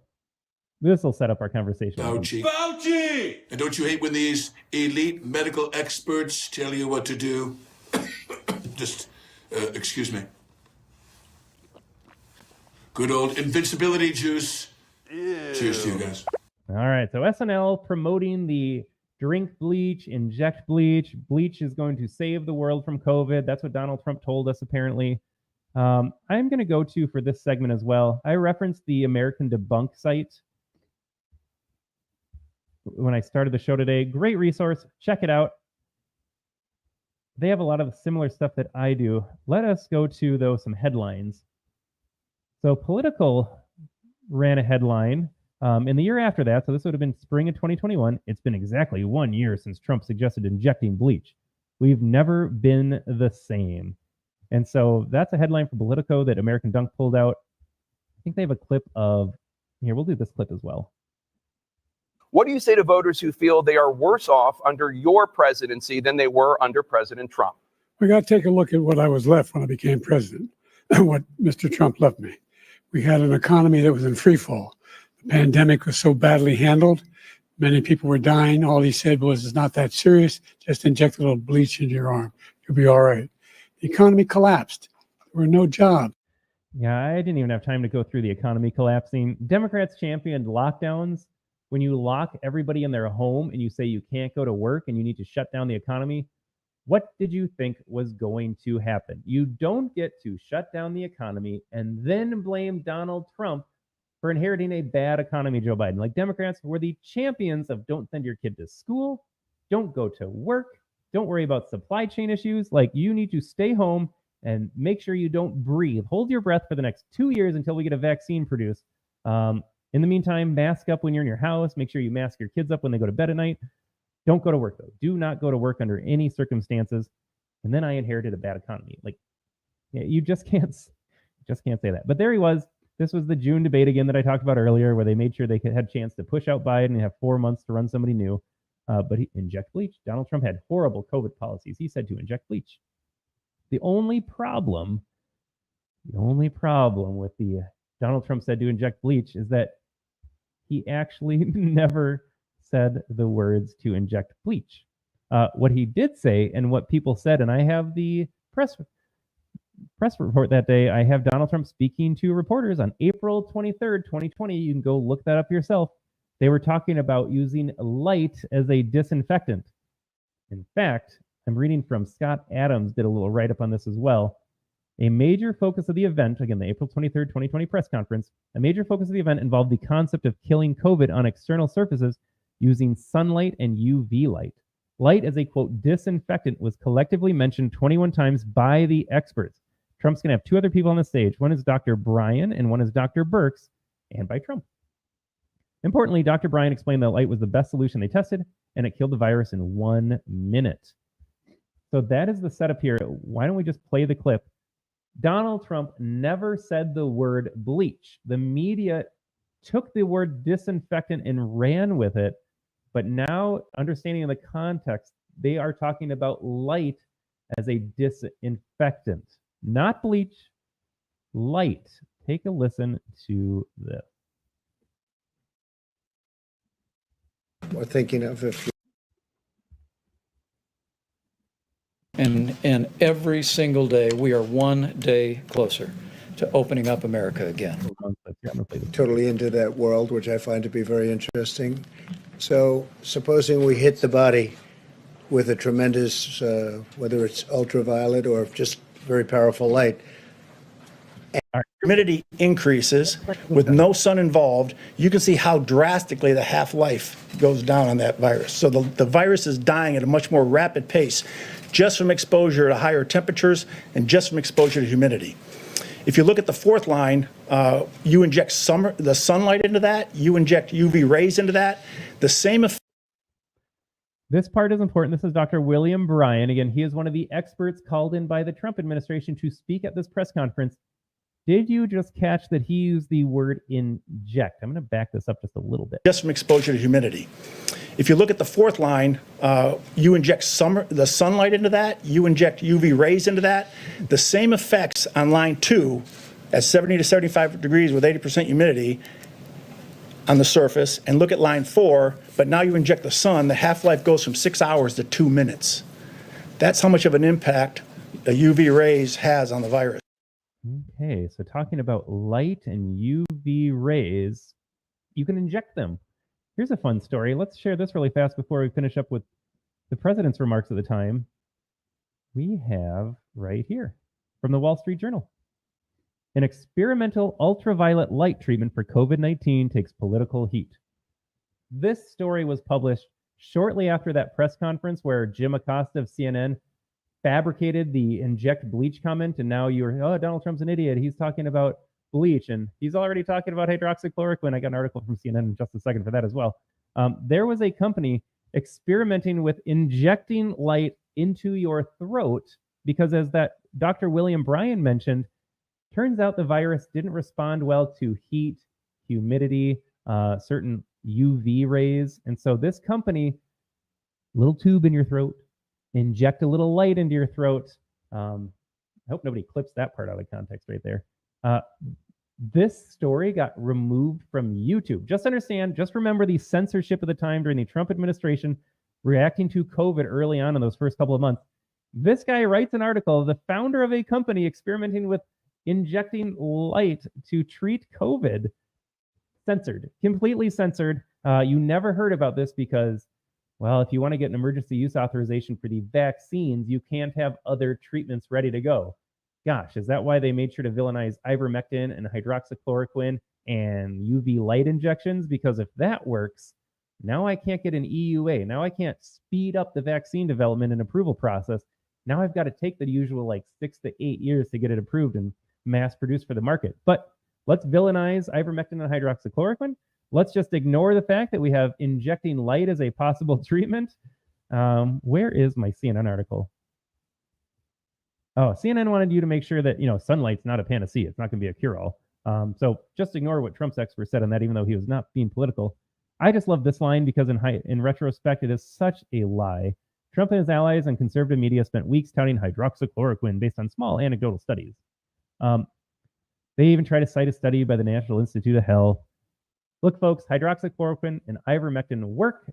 They have since admitted that. The FDA, remember they told you you're not a horse or a cow. They have since admitted that they were lying about that. Turns out those things were great at treating COVID. Turns out you can inject light. But let's finish up with the Trump clip. I have, Bill, a question that probably some of you are thinking of if you're totally into that. All right, and I just got to set this up because we're debunking the inject bleach hoax, and then I'm going to wrap things up here, and we will come back to talk about January 6th, Russia, vermin, animals. There's so many other hoaxes about Donald Trump that you believe because the media told you to believe it. But this is Donald Trump. He'll use the word inject, and I just got to set this up as well for some context. Listen to how he talks about it. He is asking questions. He's deferring to the experts. And above all else, he's not talking about bleach. When they use the word disinfectant, they are researching the use of light, of UV rays as a disinfectant. World, which I find to be very interesting.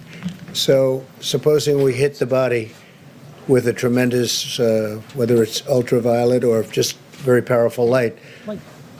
And he's talking about light. I think you said that hasn't been checked, but you're going to test it. And then I said, supposing you brought the light inside the body, which you can do either. Okay, so that's the Wall Street Journal article I just referenced as well. You can bring the light inside the body because people were experimenting with injecting light into your throat where the virus could have resided. Through the skin or in some other way. And I think you said you're going to test that too. Sounds. So again, I have to pause this a lot because I need to make clear Donald Trump is asking questions right now. This is not a man speaking authoritatively on all the possible solutions to treating COVID. This is a man who is taking a lot of information in. I mean, Trump's not a doctor. He was a businessman, president. Like, he's not going to know all the ins and outs of treating COVID. So he has deferred to the experts. Notice he is now asking questions to the experts. Let's see how they finish up. It's interesting. Right, and then I see the disinfectant where it knocks it out in a minute, 1 minute. And is there a way we can do something like that by injection inside or almost a cleaning? Because you see it gets on the lungs and it. That is the line. That is the moment that the media created the Donald Trump said to inject bleach comment. Number one, he never uses the word bleach. Number two, when they are talking about disinfectants, I mean, this is a hour and a half long press conference. I don't have an hour and a half to listen to every single minute with you live on my show. You're certainly welcome to. You can go to C-SPAN. If you go to the April 23rd, 2020 press conference, watch it in full. Don't take my word for it. Watch it in full or search the transcript. He never says the word bleach once, not one time. When they do use the word disinfectant, though, as Scott Adams pointed out, and I think American Debunk says the same thing on their website, they use the word disinfectant 21 times, and not Donald Trump, but Dr. William Bryan and Dr. Deborah Birx as well, because they are looking at light, at UV rays as being a disinfectant because it kills the virus, or it shortens its half-life, or it makes it harder for the virus to survive. They use the word disinfectant to describe that process, but they never use the word bleach. Does a tremendous number of the lungs, so it'd be interesting to check that. So that you're going to have to use medical doctors with, but it sounds. And you're going to have to use medical doctors. Donald Trump was accused of telling you, your homeowner, to just like take that hydroxychloroquine. And I think a couple injected HCQ from their fish tank cleaner, and he got accused of murder for that. Donald Trump said to consult your medical doctor. Donald Trump is not giving you medical advice. He is asking questions to the experts. He is telling you to go through the proper channels of consulting with your medical doctor or medical expert that you trust in your own life. Such a massive hoax. First and foremost, he never said the word bleach. Number two, now you understand that he was referring to, as his entire team was at that press conference, talking about light as a disinfectant, light, UV rays as a source of treatment for the virus. All right, folks, we are nearing an hour 42. Like I said, my Jordan game today, we made it an hour 42 with the sniffles over here. Not sleeping last night, taking care of sick kids, but such an important episode for us to talk about. Let me see if I can run down every hoax that we debunked today. We talked about overfeeding the koi. We talked about fine people. We talked about bloodbath. We talked about J6 officers dying. We talked about mocking a disabled reporter. We talked about the Madison Square Garden rally briefly, kind of around the narratives surrounding that. We did not get to Trash Can of the World. Save that for Thursday. We didn't even get to the Puerto Rico hoax. We'll get to that on Thursday. Talked about his mental acuity. Again, that's a lie. Dictator in day one. I can't wait to talk about the Beast story from January 6th. That's a great one. That's an easy one to debunk. We did talk about kids in cages. We're going to save Russian collusion and the rest of the insurrection narrative for our show on Thursday. Calling illegal immigrants animals. A lot to unpack there. We'll save that for Thursday. I want to talk about Trump's financial record, the hoax around that, where Biden inherited a bad economy and how Donald Trump's tax cuts didn't benefit you. They want you to think that Democrats have a better fiscal record for you, the American taxpayer. We didn't even get into Hitler generals, suckers and losers, Trump abortion ban, enemy within. Folks, we have so much to cover still when we come back on Thursday. But I hope you are starting to ask the question, if they're willing to lie about all of this. They lied about all of it, folks. Not a single story that you've been presented about Donald Trump is true. It might have shades of truth. It might be taking his quote and saying Donald Trump said this, but it misses the context. It omits why he was saying it, where he was saying it, at what time he was saying it, and it paints a picture. And I think the bloodbath hoax is a great example of that. They want you to think that because he used the word bloodbath after losing the election, that he is going to encourage violence in the street. So you, my Democrat voting family members, friends, neighbors, I think you're a great person. My kids play with your kids. We have holidays together. But you need to understand that you are misinformed. And it's worse than misinformed. You're being brainwashed and propagandized. Those words trigger a response as well. You hear the word propaganda and you're like, Todd, why are you wearing a white baseball hat? Put on your tinfoil hat because you sound crazy. But how would you describe what you have heard about Donald Trump in light of everything that we just debunked?